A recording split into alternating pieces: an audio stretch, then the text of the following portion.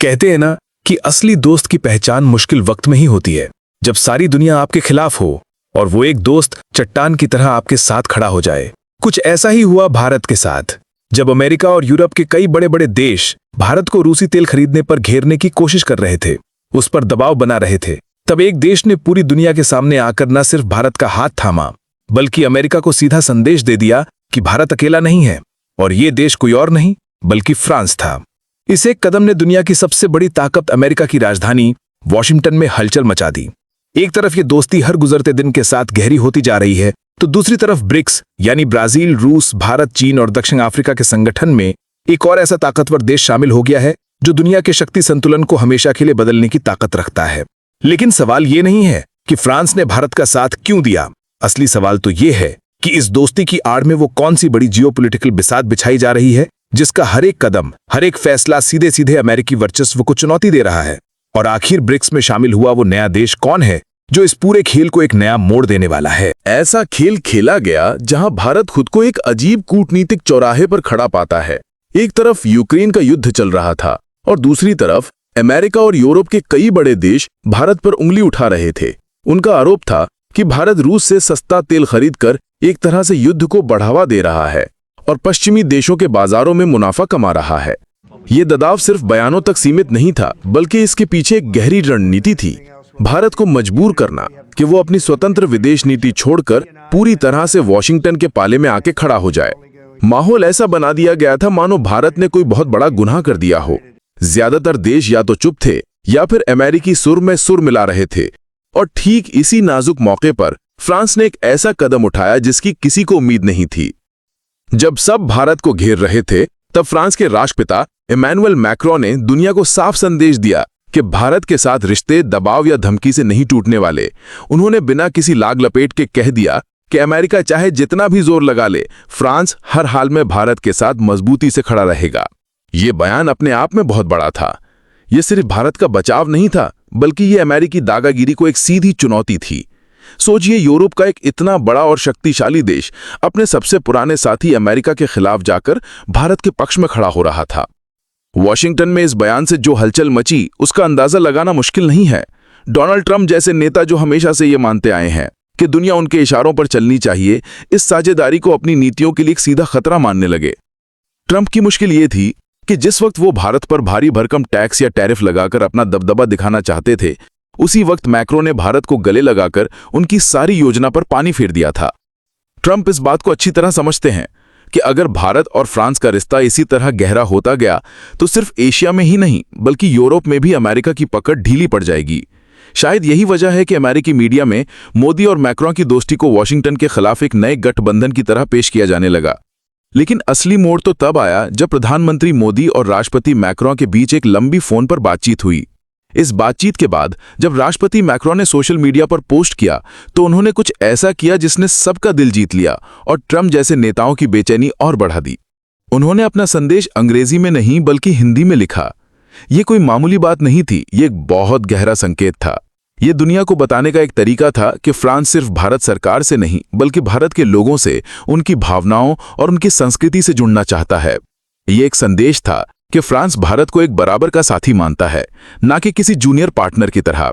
इस एक कदम ने कूटनीति को भावनाओं से जोड़ दिया और यही भावनात्मक जुड़ाव अमेरिकी सत्ता के लिए सबसे बड़ी परेशानी का कारण बन गया। फ्रांस ने साफ कर दिया था कि वो भारत के साथ हर मोर्चे पर खड़ा रहेगा, चाहे वो रक्षा तकनीक हो, आर्टिफिशियल इंटेलिजेंस हो या फिर वैश्विक व्यापार। मैक्रो ने तो यहां तक ऐलान कर दिया कि 2026 में नई दिल्ली में होने वाला AI impact summit Bharat France की साझेदारी की असली ताकत दुनिया को दिखाएगा। ये अमेरिका के लिए एक सीधी चुनौती थी, क्योंकि आर्टिफिशियल इंटेलिजेंस वो मैदान है जिसमें अमेरिका खुद को दुनिया का सबसे बड़ा खिलाड़ी मानता आया है। लेकिन अब तस्वीर बदल रही थी। भारत और फ्रांस की ये जोड़ी खुलकर वॉशिंगटन को चुनौती देती नजर आ रही थी। और ये चुनौती सिर्फ बयानों और सोशल मीडिया पोस्ट तक ही सीमित नहीं थी। इस फोन कॉल में रक्षा, व्यापार और टेक्नोलॉजी से जुड़े कुछ ऐसे बड़े फैसले लिए गए थे जो आने वाले वक्त में दुनिया के शक्ति संतुलन को हमेशा के लिए बदलने वाले थे। लेकिन वो फैसले क्या थे? पर्दे के पीछे ऐसी कौन सी तैयारी चल रही है जिसने अमेरिकी हथियार लॉबी से लेके सिलिकॉन वैली तक को चिंता में डाल दिया है? असली कहानी तो पर्दे के पीछे लिखी जा रही है, उन समझौतों में जो आने वाले वक्त में दुनिया के सबसे शक्तिशाली देशों की नींद उड़ाने वाले हैं। सबसे पहले बात करते हैं रक्षा क्षेत्र की, यानी डिफेंस सेक्टर की। ये वो मैदान है जहां अमेरिका खुद को दुनिया का अकेला बादशाह समझता है। भारत पहले ही फ्रांस से राफेल लड़ाकू विमान खरीद चुका है और ये सौदा अपने आप में एक बहुत बड़ी रणनीतिक जीत थी। लेकिन अब जो हो रहा है वो इससे कई कदम आगे की बात है। अब बात सिर्फ हथियार खरीदने की नहीं, बल्कि साथ मिलकर हथियार बनाने की है।